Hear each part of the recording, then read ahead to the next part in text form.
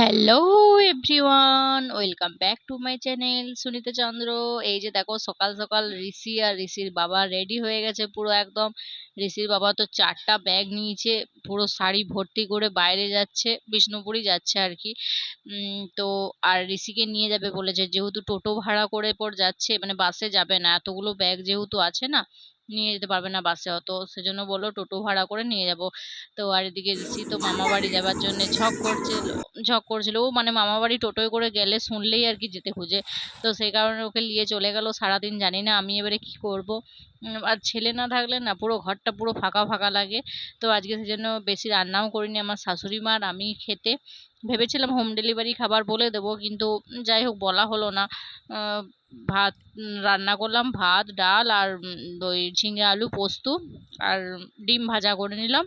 আমার শাশুড়ি মার ডিম সেদ্ধ করেছিলাম, আর চাটনি ছিল, চাটনি তো আমি খাই না, সে কারণে এগুলো নিয়ে খেয়ে নিচ্ছি।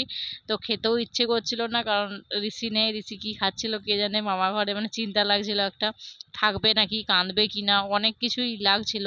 তো যাই হোক বিকেল বিকেল চলে এসেছিল ও। দিয়ে একবার আমি বলছি কালকে প্রাইভেট ছুটি করেছো, আজকে একবার প্রাইভেট চলে চলো, একটা চকলেট দিচ্ছি। তো প্রাইভেট যেতেও কিন্তু কোনোদিনই না বলে না, কিন্তু প্রাইভেটে গিয়ে পর বসতে আমাকে বসাই রেখে দেবে, মানে কিছুতে নিজে একা বসবে না, এরকম একটা ব্যাপার।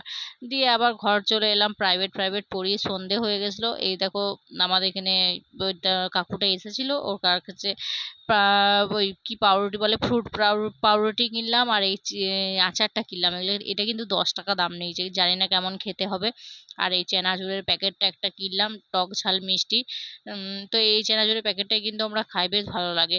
আর তারপরে তো মনসা দ্বারা পুজোয় যেতে হবে, মনসা পুজোয় বলতে ওখানে খেলা হবে অনেক কিছু, তো খেলা দেখবো বসে বসে। আমি মোমবাতি জ্বালানোর নামও দিয়েছিলাম, তো পারিনি জ্বালাতে, 8টা না কটা জ্বালাতে পেরেছি, আর হয়েছে 12টা হাইয়েস্ট। ওকে।